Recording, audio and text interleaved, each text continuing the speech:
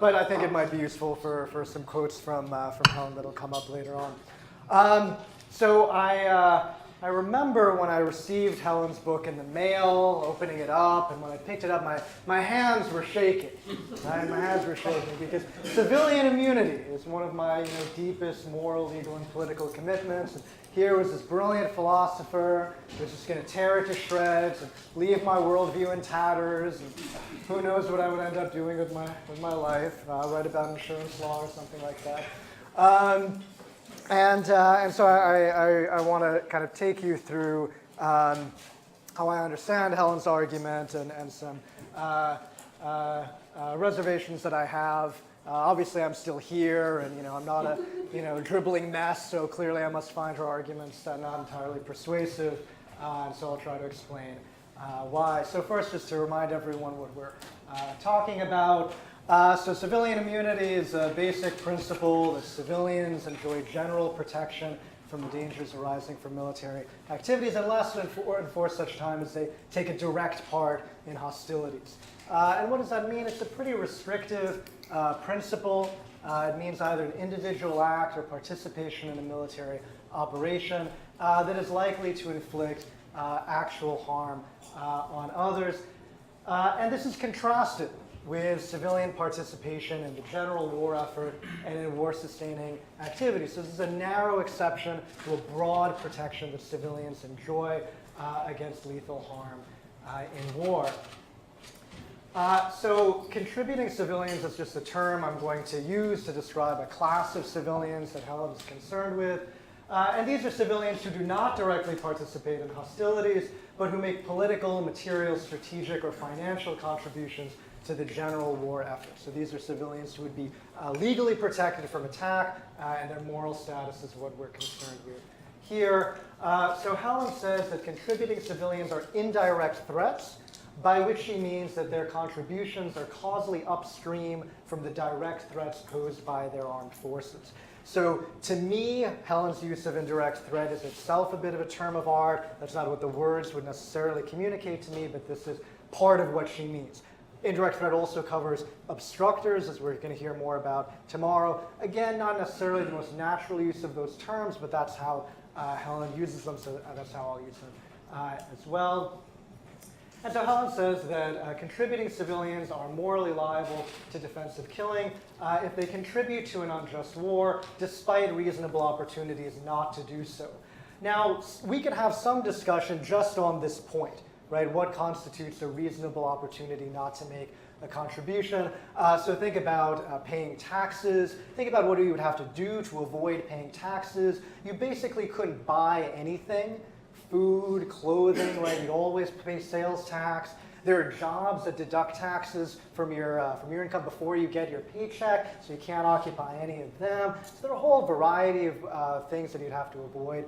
And it might not be reasonable to take those opportunities. Similarly, right? You might be sent to prison, something like that, right? So we can have a whole discussion about when you have a reasonable opportunity to avoid making a contribution. But notice that a lot of these contributions, political, material, strategic, right? You could probably avoid those without much cost to yourself, right? You probably don't have to work in a munitions factory. Maybe you do, right? If you live in a small town, it's the only industry, whatever, right? But voting, political advocacy, there are a lot of things that contributing civilians do that they could probably avoid doing without much personal cost to themselves. So we can have a debate within Helen's framework, and then we're going to have a debate or a discussion outside, evaluating Helen's framework. So very importantly, Helen is not proposing a revision to the law of war, right? Because she says that the legal immunity of civilians is instrumentally justified. So even if some civilians who don't directly participate in hostilities are morally liable to be killed, there are nevertheless two reasons to maintain the legal immunity of civilians. The first is the identification problem. Combatants can't distinguish among civilians who don't directly participate in hostilities, right? Maybe you could distinguish between a Democrat and a Republican. Maybe you could distinguish between someone who pays taxes and someone who makes so little money that they don't have to pay taxes. It's really, really hard, right? So for most of these civilians, it's going to be very hard to tell who's liable and who isn't. So if you try, you're going to make a lot of mistakes. And what are you really going to get out of it? Because most killing contributing civilians, most of the time, just doesn't do any good, right? So even if in principle it could be morally permissible, it's better to just avoid it. You're taking a huge moral risk, and there's really no reason to go for it. And similarly, the isolation problem, morally liable civilians live alongside morally non-liable civilians. If you try to target the former, you'll collaterally kill the latter. And again, for what? Right? You're really not going to accomplish that much good, not enough to outweigh the harm to the innocent, to the non-liable. All of that is to say that we're dealing with an issue of principle, not policy. So, Helen's argument. So, liability to defensive killing. So an individual is liable to defensive killing if they contribute to an unjust threat despite a reasonable opportunity not to do so. Now, as I read the book, this claim, contributing to a direct threat posed by someone else, really boils down to one case, which is drive-by. So in drive-by, terrorist holds a gun to driver's head and orders him to drive the car for a drive-by shooting in which terrorist will kill victim. This is the primary case in the normative section of the book, not the classification section, which is the first chapter. The normative section of the book that goes to this point about the liability of indirect threats. And Helen says two things. First, Helen says the driver must not drive the car, even to avoid his own death. So Helen says, yes, you will die if you don't drive the car, but you have an opportunity not to drive the car at the cost of your own death. That sounds like a lot, but actually it's reasonable. It's a reasonable cost for you to bear to avoid playing this part in this unjust lethal threat to somebody else. And because you don't take that reasonable opportunity, you are morally liable to defensive killing if it'll save victim. So here are two sets of concerns that immediately came to my mind. So the first question is whether the driver makes a necessary contribution to the death of the victim. Right? So to get at this, let's take this case, Uber. So if driver refuses to participate in the drive-by shooting, Uber will drive terrorists to kill victim for $20. So what's significant about this? So obviously in this case, driver, if driver goes ahead with it, makes no difference. There's no counterfactual dependence there. Victim's going to die either way. The only thing that driver does is reduce the cost by $20. And so then you ask again, well, is the driver really required to die rather than drive, even though it'll make no difference? Is the driver still liable to be killed? My intuition is weaker here. I actually think the driver might still be liable if the driver participates because there's something else going on potentially in this case in addition to necessary contribution, counterfactual dependence. And this is joint agency. So when you think about drive-by shooting, it's not a one-off contribution, right? You have to drive up to the victim fast enough that they don't get away, but slow enough that the person can get a good shot, not scare them off, right? And take off at the right time. So, sort of Bratmanian language, you've got a lot of meshing subplans. There's intricate coordination going on here between you and the other person. And we might be moving from a mere contribution to something like joint agency, where actually driver isn't helping terrorists kill victim. Driver is actually killing victim together with the terrorist, right, as part of a joint action. So to tease this out, here's another case, carjack. Terrorist will kill driver unless driver gives terrorist the car. So at that point, driver's involvement would be done. Gives over the car, terrorist takes it from there, which terrorist will drive to kill victim. So there's no joint agency here. There is necessary contribution. My intuition gets a lot weaker in this case, weaker than in Uber actually, because we don't have this joint agency component. So Kai has a nice example in his book where he says, well, look, there's a difference between somebody pointing a gun to your head and saying, kill this innocent person, and somebody pointing a gun to your head and saying, give me something that I need to go off and kill this innocent person. Those might be different things. Right, so again, same question, are you really required to die rather than give up the car? In carjack, are you liable to be killed if you are? My intuitions are getting a whole lot weaker at this point because your involvement is so much less. And now, inevitably, of course, we have to combine, so we get Uber carjack. So if driver does not give terrorist the car, like in carjack, driver will be done with this contribution. Then Uber will drive terrorist to kill victim for $20. So you've got no joint agency, driver gives over the car, and then driver is done. And there's no necessary contribution, only reducing the costs of going forward. So same questions, right? Do we really think that in this case driver is morally required to die rather than to give up the car? Really think he's morally liable to defensive killing? And do we really think that this case is enough to ground, to get us started on an argument for something as an argument to reject something as fundamental as civilian immunity? So what I think Helen has indicated is that some indirect contributions to unjust threats might ground liability if they're necessary contributions or amount to joint agency. But of course, individual civilians don't make necessary contributions to the unjust threats posed by their armed forces. They won't miss my tax dollars. Nor do we jointly pose unjust threats with our armed forces. Right? I don't pose threats with my military any more than I repair the subway along with the MTA workers. I don't. I just pay my taxes when somebody else does that. Right? They might be acting criminally. I'm not part of them. And so this is significant because, again, as I read Helen's argument, so Helen says this at the beginning of her chapter on civilian non-combatant non-immunity. Much of the argument that has worked for this claim that those who are morally responsible for indirect unjust threats are liable to defensive killing has been done already.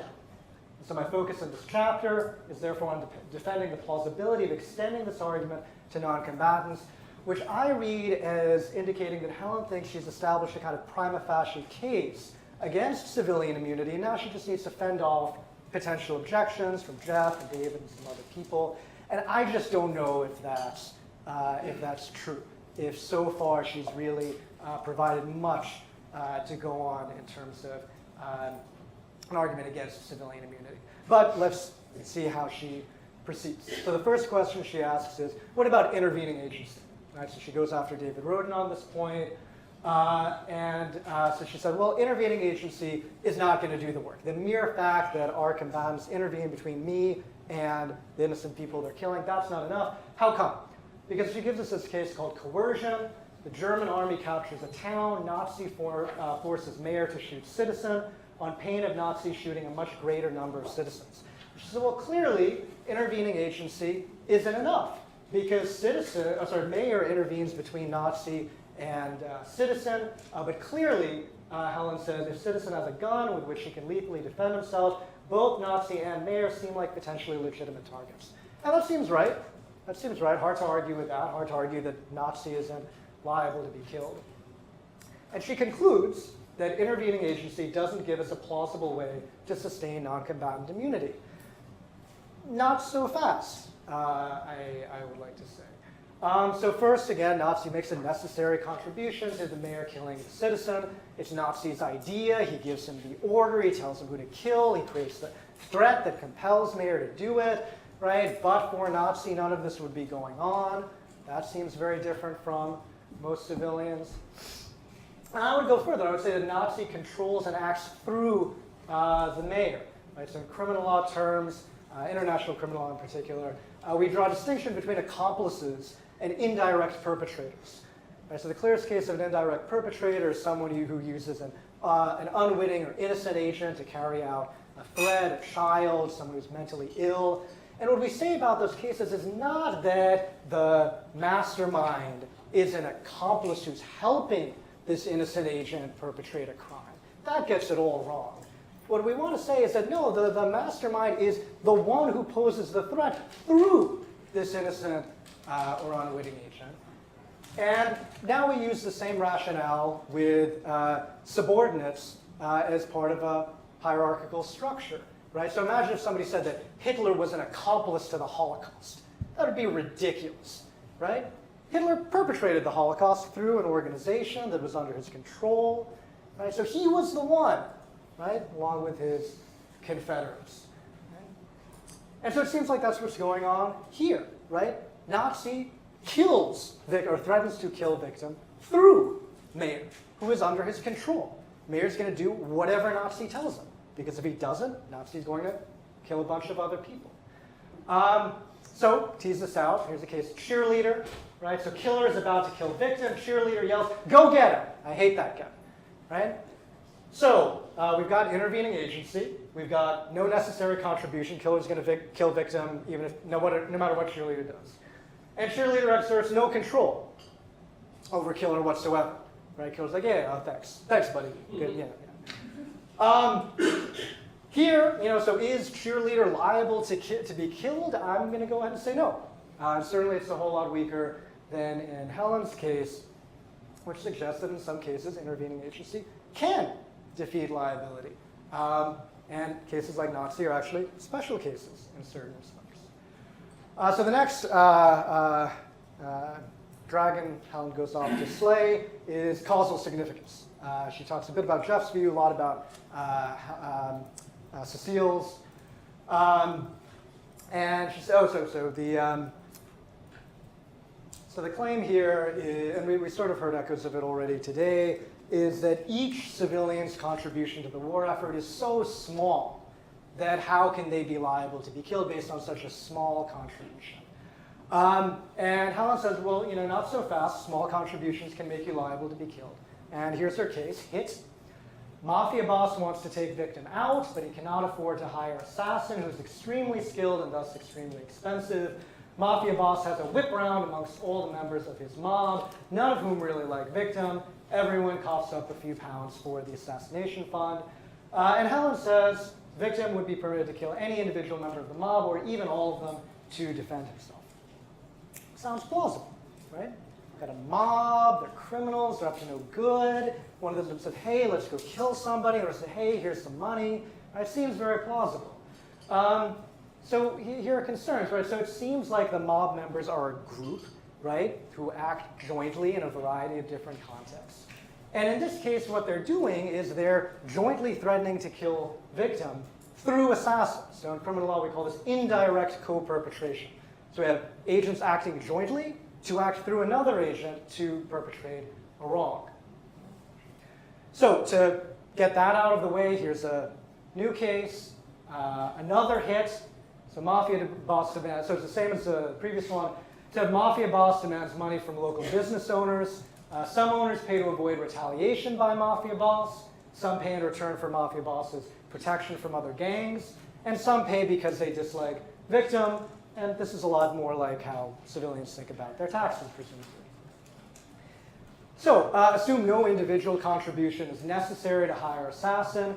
What do we want to say about this? Do we want to say that each business owner is required to die rather than pay into the fund? Are we willing to say that they're each liable to defensive killing? Again, I think not. I think that this is a much weaker case. And so what we arguably, again, learn from that is that causal significance can make a difference, right? But outside of context of joint or collective action. So last or second to last argument that Helen wants to shoot down is one we've talked a lot about today. So this is the argument that I think Jeff originally came up with, Seth has developed, and others have talked about, which is that killing civilians tends to be what Helen calls exploitative. So wrongly opportunistic, and she's going to distinguish that from merely opportunistic in ways that we're going to see. So here's the very long case that vindicates my use of the PowerPoint, hopefully, that Helen provides. So it's called Mob. So victim is being chased by an angry racist mob whose members are trying to kill him. They corner him in a dead-end street. One of the mob members throws a knife to the ringleader, who advances menacingly toward victim. Unbeknown to the mob, victim has a concealed gun, but he also has terrible eyesight. His short-distance vision is just awful. He cannot hope to accurately aim at the ringleader at such close range. His only hope of saving his life is to shoot the guy who threw the ringleader the knife, who is standing further away. When the rest of the mob members realize that he has a gun and he's not afraid to use it, they will be scared off. So Helen says, no, this is not exploitative killing to kill the thrower. It's merely opportunistic. It does not seem impermissible for a victim to kill the knife thrower if this is the only way in which he can save himself. I think that's plausible. She says, such merely opportunistic harming lacks the moral repugnance that attaches to the exploitative harming of bystanders to make oneself better off than one would have been in their absence. Okay, so this seems compelling, but there's an ambiguity in the setup of the case. So let's just go at it a little bit. So if the ringleader needs the knife to kill the victim, can't kill the victim without the knife, then killing the thrower prevents the thrower from making victim worse off in his absence. That would be merely opportunistic. So think about it this way. So I'm the thrower, so I've got the knife, right? I'm about to throw it, and victim can shoot me before I throw it. Clearly, that's eliminative killing, right? Because I'm threatening to make the victim worse off, and they're preventing me from doing so. Now I've already tossed the knife to the ringleader, and now victim can shoot me to scare off everyone. Right now, that seems merely opportunistic. The victim isn't benefiting from my presence overall. Victim would really have preferred that I never tossed the knife in the first place, right? So all victim is really doing is preventing my prior action from making her worse off now or in the future, right? So it seems morally equivalent to eliminative killing. It's sort of just a matter of timing, sort of my good luck that the victim didn't shoot me already. Why should I now be immune from killing? So that sounds plausible. If the ringleader needs the knife to kill the victim, then shooting the thrower seems merely opportunistic. But if the ringleader does not need the knife to kill the victim, right, has a bat, right, gun, whatever, then killing the thrower to scare off the rest will make victim better off than victim would be in the thrower's absence, right? Oh my God, this mob is going to kill me. Oh good, there's thrower. I can kill thrower to scare off everybody else. But for thrower, let's say the thrower is the only one that victim can clearly see given victim's bad eyesight, right? Oh good, this is an opportunity for me to scare off the rest of the mob, right? That seems exploitative, right? Doesn't mean it's necessarily wrongful, but it seems exploitative. Victim is benefiting from the presence of thrower. Thrower's presence presents an opportunity to make victim better off than victim would be without thrower. Victim takes advantage of that. That seems exploitative as Helen understands it. So if thrower is liable to killing in this case, the exploitative killing case, despite making no difference to the threat posed by ringleader or the mob as a whole, then again, that's probably because thrower is part of the mob. And we kind of think, oh, this is some joint action.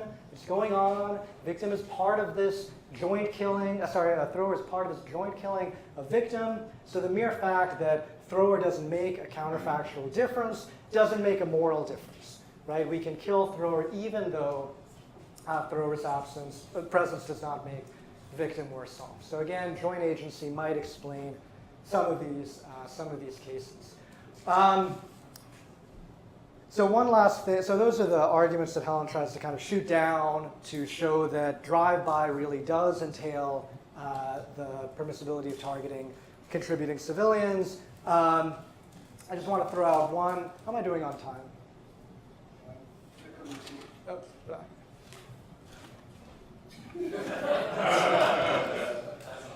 yeah, there's more awkward ways. Sorry? Oh, yeah, well. Okay, so there's one other thing that I did want to just put out there. We've touched on it in the previous session, and this is a distinction that Helen draws between triggering and facilitating. So Helen gives us this case pinch. She says bully wants to pinch victim's arm, which will hurt. Victim knows that if and only if he tries to prevent this, bully will become so enraged that he will kill 5 people.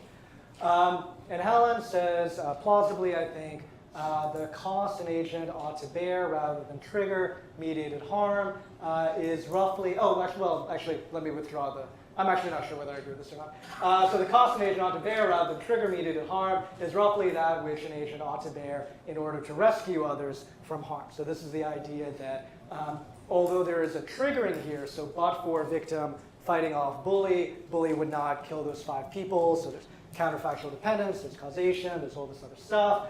Nevertheless, Helen wants to say this is more like an allowing case or a rescue case than a doing case. So she says, victim ought to allow bully to pinch him in order to rescue 5 people from being killed. Of course, if 5 people are going to die and you could save them by just getting pinched, of course you should do that. That's obviously right. But not to kill him, right? So victim doesn't have to allow bully to kill him in order to save 5 people, or avoid triggering bully from going on to kill 5 people. And Helen says this way of causing harms, that is triggering harms, is very different from the facilitating of harms, as when driver helps terrorist to kill victim in drive-by. And I'm still not entirely sure why. Because, so in both cases you have counterfactual dependence, right? So these 5 people would live if only victim would capitulate here. So you have counterfactual dependence. You have, let's say, knowledge, right? And let's say, go back to drive-by, let's say that the driver doesn't want this poor innocent victim to die, right? So this isn't sort of an evil person, they just want to survive. So kind of equalize moral character and maybe some other things. So why exactly, right, should there be this distinction between triggering harm and facilitating harm? It's not really clear. I'm sure Helen could provide an answer. I don't think she does in the book, so it might be something worth talking about at some point. So I'm just going to put that on the table. But let me get back to kind of the main line, I think. So notice that in all the cases that we've talked about so far, pretty much, the choice has been, so we've had cases in which people are going to, or indirect threats are going to contribute to direct unjust threats posed by others. And if they don't, they'll die, right? And of course, most civilians won't die if they don't contribute to the unjust threats posed by their armed forces. So, for example, there's a potential view. I don't think anyone's really articulated this. You might think, right? So it's a possible view that A is morally liable to defensive killing, if and only if A would be morally required to die rather than contribute to that unjust threat. So there would be a one-to-one relationship between the harm you're morally obligated to incur to avoid contributing to a threat and the scope of your liability to be harmed to prevent that threat from materializing, right? So this would be taking Victor's duty view, 5 steps in a direction that I don't think he wants to go. But it's an interesting idea that there could be this symmetry or mirroring. And again, that's not Helen's view. So Helen says A is morally liable to defensive killing if A had an opportunity to avoid contributing to an unjust lethal threat at a morally required non-lethal cost, but did not take it. So in other words, you could have avoided contributing to an unjust threat at a reasonable non-lethal cost. You contributed anyway. And now some opportunity has arisen in which killing you might be helpful to preventing that unjust threat. Can we now kill you? Helen says yes. And she gives this case. Selfish bridge. Victim is fleeing murderer who wants to kill him. Victim's only escape route is across a narrow bridge that can only hold 1 person. Selfish pedestrian is out for a walk on the bridge. Selfish pedestrian could easily get off the bridge, but doing so will involve getting her feet wet, and she has on her lovely new shoes. She decides with a certain amount of regret to stay on the bridge, realizing that her doing so impedes victim's escape. So everyone sees this, right? So selfish pedestrian could avoid making victim worse off at a very low cost, right? Ruining their shoes. Trivial compared to someone's life. They don't do so, and now victim has to decide, am I going to push selfish pedestrian off the bridge, killing him? Her. Her. In order to save myself. And so Helen says, even though selfish pedestrian is not initially required to bear a lethal cost to avoid posing a threat to victim, selfish pedestrian's initial refusal to bear a reasonable cost makes her liable to bear a much higher cost as part of victim's defense of his life. By getting off the bridge at the cost of wet shoes, selfish pedestrian could have ensured that neither she nor victim needed to bear serious harm, in refusing to bear this reasonable cost, she becomes morally responsible for endangering victim's life. Okay, so does this case generalize? I think not. So selfish pedestrian's presence makes victim worse off than victim would be in her absence. So killing her, is eliminative, right? So the selfish pedestrian's presence itself makes victim worse off. Killing him is eliminative. But no individual civilian, makes anyone worse off. So killing them can only be exploitative. Right? You can only benefit from killing civilians. No individual civilian makes anyone worse off, makes any difference posed to the threat posed by their armed forces. So that's difference number one. And second, selfish pedestrian can ensure that no one has to bear a lethal harm. And they can do that in two ways, right? They can not get on the bridge at all, so not create the situation. And once the situation is clear and it's apparent, they can escape the situation very easily at a very low cost. Right? No individual civilian can ensure that no one has to bear lethal harm. No individual civilian has that control over whether anyone is going to be harmed or not. Right? So no individual civilian creates a situation in which someone is inevitably going to be harmed. And once such a situation arises, no individual civilian can avoid lethal harm, both to themselves and to others, right? Like the selfish pedestrian can simply remove themselves from the situation. And so it seems to me that this case does not show that civilians who could avoid contributing to an unjust threat at reasonable cost are morally liable to defensive killing if they do not, because they lack these two features. Right? So killing them is exploitative rather than eliminative, and they have no control. They are not morally responsible for the fact that someone is going to die or otherwise be harmed. So just to wrap up, so contributing civilians make superfluous contributions to unjust threats. They make no difference to the threats posed by their armed forces. They don't jointly pose those threats with their armed forces. They're not morally required to die rather than contribute, in part because their contributions make no one worse off, nor can they ensure that no one is lethally harmed. They make no one worse off, so killing them is exploitative, not merely opportunistic. And so to me, none of Helen's arguments show that such individuals are morally liable to defensive killing. So despite my initial tremors and apprehension when I received Helen's book, I'm okay. I'm doing all right. But certainly enjoyed Helen's book a lot, learned a tremendous amount from it, and look forward to hearing where I've missed your decisive argument. And I'm sure I'll leave crying at the end of it. Yeah.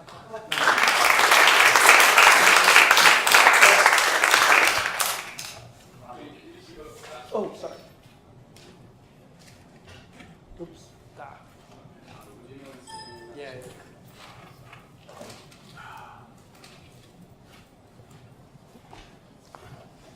Thanks very much, Adil. That's great.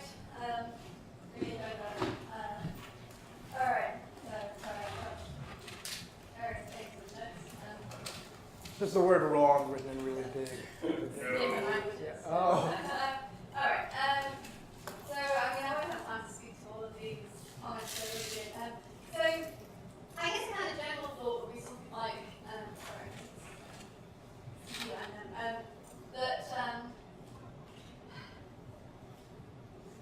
so it's not like the aim of the book is to show that as many civilians as possible are liable to be killed, right? It's not, I know. That's the next one. That's the simple. That's part two. So it's simply a question about, so all I need really to show is, so one aim is to show that there's a principal difference between facts and non-facts.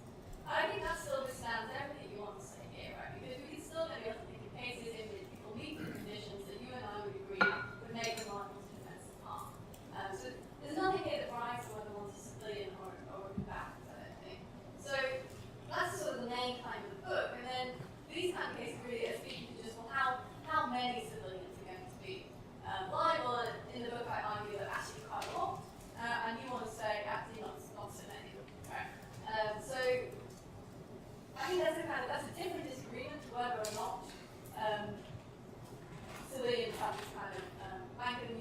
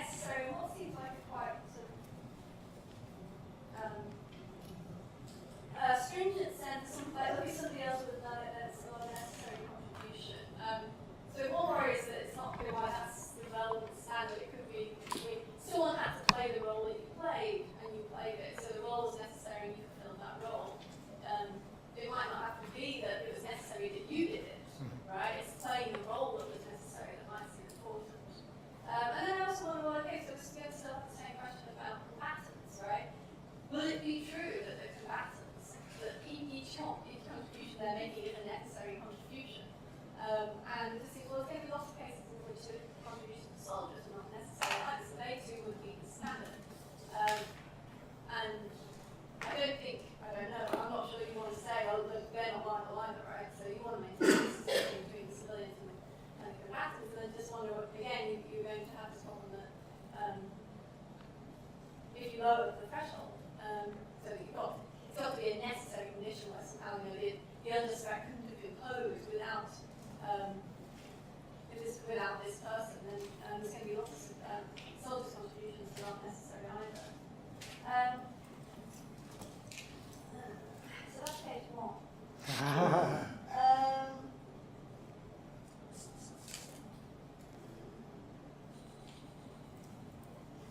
Could you clarify the cheerleader case for me? Because it seems like you said, look, it makes no difference. She was going to go and kill the guy anyway. She just cheers him on. Yep. So she makes no causal contribution. So I don't see how this is supposed to undermine thought that intervening agency doesn't. So you want to say, hey, here's a case in which intervening agency seems to defeat liability, but surely there wouldn't have any liability on my account because she doesn't make any causal contribution. Which makes a causal contribution just not a difference, not a counterfactual difference. Okay, so what's her contribution? Gives him sort of, moral support. He feels a little bit better about what he's doing. Okay, so I think again, I think this is kind of the idea that there are interesting questions about how we should understand those kinds of contributions, right? It might be that we think that they're not relevant to liability, it might be that we think that they are because they're still causal contributions.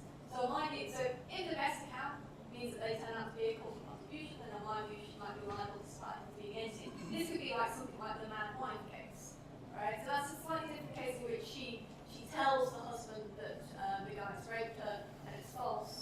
Right? That's all she does. So she sort of said, and then she doesn't say go and kill him, right? But she knows this is what will happen. So that seems a little bit like the cheerleader case. You might think, so it seems to me that she's liable to defensive harm, a million miles from that to get to the cheerleader case. But again, I think that these are sort of, whatever the best account of these contributions turns out to be, will determine whether or not people are liable, and it will affect the extent to which civilians are liable on my account. But like I said, it's not like I'm trying to get the most number of civilians in the net as possible. Just whatever turns out to be the most plausible account. There'll be some cases in which it seems plausible that even though there's intervening agency, liability persists. And so there'll be cases in which there are some civilian contributions where there's intervening agency and yet liability persists. And then we can quibble about which cases they are, but it still seems that my claim holds.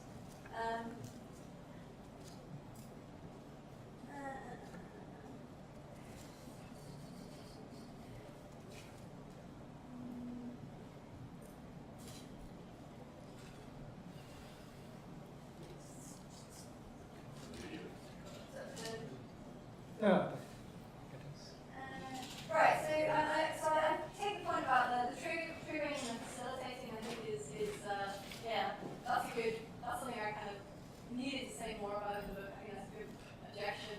It's not, I need to spell out more, so I do think the cases are distinct. So there's something about this, so in the bully case, where the victim can defend himself and then the bully will go out and kill some people. Nothing that the victim does is kind of necessary for the bully to be able to kill these people, right? It's not like they supply the weapons or anything like that, right? So there's some sense in which they as I say, they trigger it, but they don't provide anything that's needed for the bully to do this.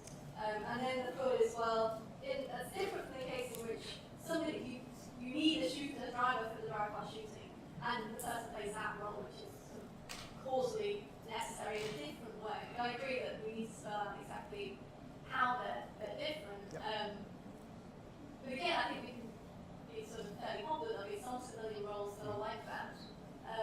Some that won't, and then again, this will help us to map out where we draw the line, but it's not going to draw the line all the combatants on one side and the civilians on the other.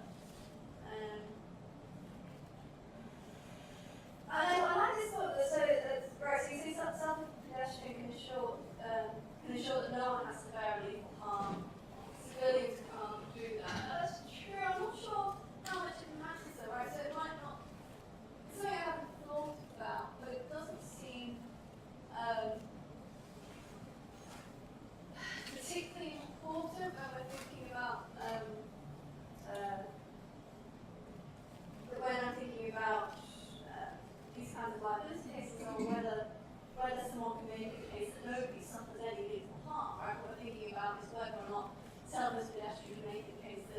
she doesn't have to suffer lethal harm, this person that she currently endangers has to suffer lethal harm. And that's what seems to be under her control. And it might not matter that she can't make it the case that nobody has to suffer lethal harm. Right? It's just about the relationship between the two. Alright, that's just initial thoughts. I really know that as Good, lots of really good thoughts. Thanks. Do you want to have a... Yeah, I'd love to. Very sure, okay. So people keep your hands up, Adil's going to do a... Sure. So first, it's not so much there is a question about whether someone who acts permissibly can nevertheless become liable to defensive force. But for you, as I understood it, the important question is: did they have a reasonable opportunity to not contribute to the threat? And so the potential cost goes to that, not to necessarily. So that might be related to the permissibility question, but it's not the same.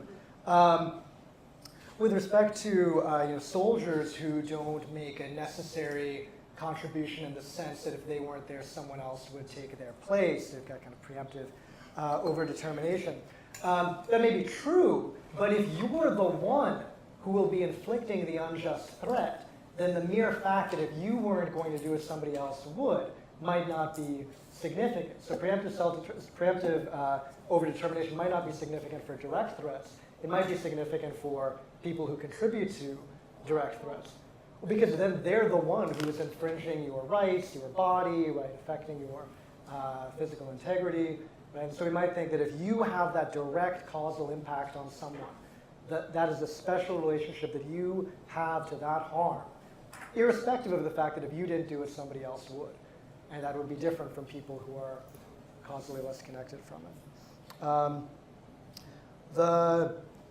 With the cheerleader case, I was interested in what you said. You said that I thought you said that whatever the best account of causal contribution turns out to be, that's what would be the basis of liability to defensive killing? Do you mean like metaphysically the best causal? Whatever we think is the most plausible way to deal with those kinds of contributions that don't make it. So you want to say they contribute, and yet they don't make a difference. Yeah. Should we count those as the kinds of contributions that can ground liability? I think I can probably see, it's an interesting question. We can be open on that. One is going to end up being more polluted than the other, but given I'm not trying to maximise the deaths, I'm happy to be open on that. And then the last point on the joint agency question. So, again, even in the thing, I had second thoughts about doing the prima facie case thing. I did think that was what you were kind of implying. So I'm always worried about sort of burden of proof arguments in philosophy, and do they really have any place here? But nevertheless, when you're thinking about the right not to be killed, there's a sense in which it's kind of on the person who wants to say it's okay to kill you to show why, right? So whether it's joint agency or controlling the direct threat or whatever, but the idea that we can start with somebody who votes, pays their taxes, whatever, and say that it's sort of on me and Seth and folks like us to show why this is different from joint agency. I don't know if that's really right. But as I say, it's a philosophical matter. Maybe it's best not to frame things in either direction. But I do think that there's a morally important distinction between what I do, either myself, jointly with others, or indirectly through others that I control, and what others do to which I contribute in some way. And I do think that we should be very cautious about expanding the scope of liability to killing, right, the loss of the most fundamental right we have, beyond the first group of categories and to this other one. And with respect to the case where people contribute to something for kind of frivolous reasons, again, I don't know that case. I'm not so convinced by that case that I'm willing to say that pretty ordinary civilians are liable to defensive killing. I was talking about this with Victor earlier. Sorry, I need to stop. Okay, thanks. Probably once we hit anecdotes. Yeah. Would you guys mind going a little closer together? And so, and then Yeah. put your arm around Helen's neck. Yeah. No, just your mic is the only one that's picking up Helen. Helen, do you want to fold your responses into the responses to your questions that you're going to get? Because we've got 10 people and about 25 minutes. So here are your names in the order I'll call on you. David Maple, Mike Robillard, Alec, Cheney, Mick, Victor, Massimo, Christian, Mike Skirker, Ian Fishback. So you have this responsibility to keep your questions short, please, so everyone can get to go. David Maple.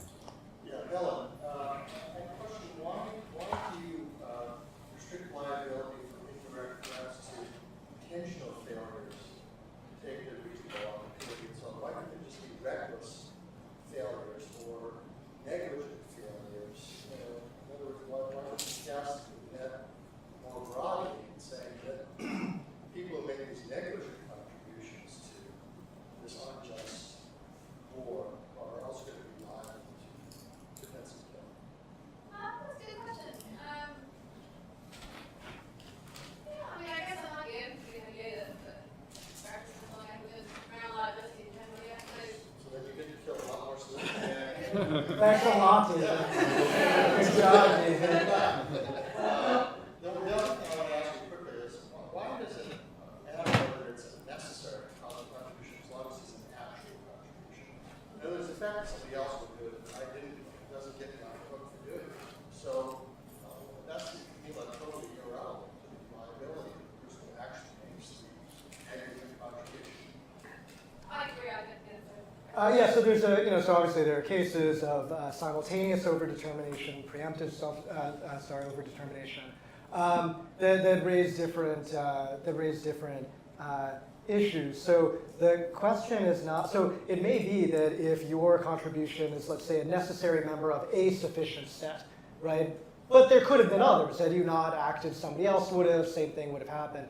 Fine, it may be that that by making a necessary contribution to a sufficient set of contributions, you're liable on that basis. That may be true. But of course, with civilians, it's not just that someone else would have done it. Even if no one else paid your taxes, right, the same thing would have happened. And again, because in addition to that, they're not directly participating in the threat, it seems to me that those two factors combine to leave them without liability. Okay, Mike Robillard. All right, so Helen, I share your intuition that civilians are probably oftentimes more liable than we recognize. However, I don't want to ground that reason necessarily in threat or contribution of threat for many reasons points out. And I think here's a different story. We can appeal to some sort of aggregation of reasons for liability. So partial contribution to a threat gets us somewhere. Some sort of complicity or omission sort of raises that a little bit, and then receipt of an unjust benefit without disgorgement of benefit. Then each of those, if we accept that those can aggregate, that can get us to a point where civilians maybe they are liable to lethal harm or something less than that. But we don't need to ground it in strictly in contribution of threat. We can sort of help ourselves to these other explanations as long as we can aggregate. Are you sympathetic with that? Thanks.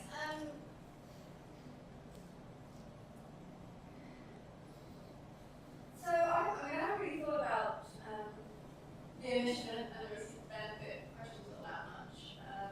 But I wonder whether, I mean, possibly, yeah, I wonder whether after the contribution, I wonder whether it would be proportionate in many of these cases. When you have that choosing to unjust legal threats, but what you've done is somehow benefited from them, or failed to prevent. So generally, I think you're less responsible for asking who failed to prevent and so on. So I'm not sure whether absent contribution at all, one or both of those things will get you liability to say equal tax. But it could be, I see what you want to suggest, that you can have some small contribution that the sort of people think doesn't generally render people liable to attack combined with the other things. So yeah, I mean, I think in principle these things possibly could aggregate. I'm not sure yet. I should guess sort of some things that can't be around for legal defense on its own, whether it can add to a justification for lethal force. I'm not sure about that. So I'm not sure I can I'm not sure how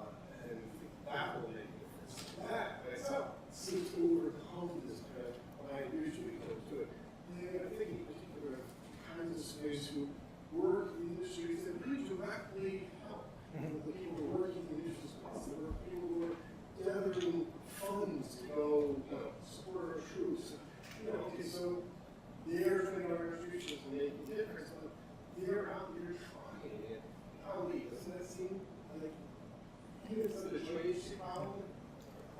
So what if they send the money, food, supportive letters to the troops and they never arrive? So they've still made no difference. So in one case, right, they've made a causal contribution, but no difference, right? So they, soldiers have eaten a little bit better. The morale is up, right? But there's no difference. They're going to do the same stuff. And in the other case, there's not even a causal contribution because it gets lost in the mail. Do you really think something like the right to life can turn on that? Well, you make it sound like it's the right to life so that there's nothing on the other side. It's the right to life against the right to life. And people are being killed in this kind of event, deaths of other instances. They're not flipping out. They're trying to help other those killers. Yeah. Yeah, but I mean, well, sorry. No, but just to echo that thought, I think you do have to sort of look, there's got to be, what possibly justify, sacrificing someone losing their right to life? Well, we have the people like me on here as well because they're helping to violate other people's right not to be killed. So it's true that yes, this is the most, as I said, the most serious right we have. And it's like, yeah, sure, look, they're trying to violate other people's rights. This is the most serious right we have. So I think that's absolutely right? This is on both sides, and you can't just invoke it on the side of the civilian. Yeah, because, No. because the right to life is in part the right not to be killed for the benefit of others. That's what the right is, right? So simply saying, well, it'll benefit others, right? That doesn't help answer the forfeiture question or the loss of right question. Of course, right? It wouldn't come up if no one else was going to be in danger, right? Jane. The single biggest problem in the war is how to pay for it. The single biggest problem is not finding soldiers. The single biggest problem is not finding munitions workers. The single biggest problem in the war is how to pay for it. If you can pay for it, you can get all those other things. Now, prior to the Iraq War, whenever America went to war, taxes went up. The Iraq War was the first war when we went to war, they did not raise taxes. When we went to Vietnam, they raised taxes 7% across the board. Everybody knew that that 7% was funding the Vietnam War. And in my opinion, therefore, everyone who was paying that tax, I agree with Helen, in principle is implicated in that. The problem I have with it is, I actually think the mafia example now works pretty well, because it's not the case that American soldiers are just these people off doing something and we have a connection with it. We're hiring them, the professional soldiers, that wouldn't be there if we weren't paying them. So in some sense, I think that some of your intuitions are based on an artifact of how this is done now, where no one is aware of how they're paying for the war, because we're borrowing the money now. Our grandchildren are going to pay for the war. That was a political decision to make sure that the American people did not understand the connection with it. But I think to some extent this is an issue that Helen raised. It's true that if I don't pay that 7% surcharge, the war's not going to end. But that's to an individual soldier too. In fact, a certain percentage of soldiers don't fight in any war, even if they're in combat, they don't shoot back. So the notion of, the issue is, if some people engage in tax resistance, that will have implications for everybody else, which is why then the implications are federal prison for 10 years. Okay? So I don't see how, I just don't see how you can say the civilians don't impact what goes on in the war, that this is something that they're not involved in. True, maybe they don't deserve to be killed, but I think Helen is right. I think we could construct an example where there might be one person who, if they refuse to pay their taxes, would have all these chain reactions, or someone would say, well, you should lose your life because of the implications of that. Well, maybe they should lose their life as some sort of lesser evils justification or something like that. Or maybe preventing their contribution is essential and therefore killing them is eliminative or something like that. But it's not the basic point. I mean, so to me, the rationale for killing combatants, unjust combatants, is that either they are going to pose unjust threats themselves, jointly with others, or through others they control. Or we have really good reason to believe that they will.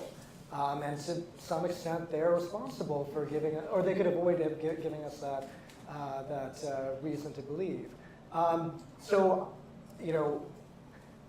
of the kind of two horns, I'm much more comfortable saying that the liability of combatants is really hard to justify.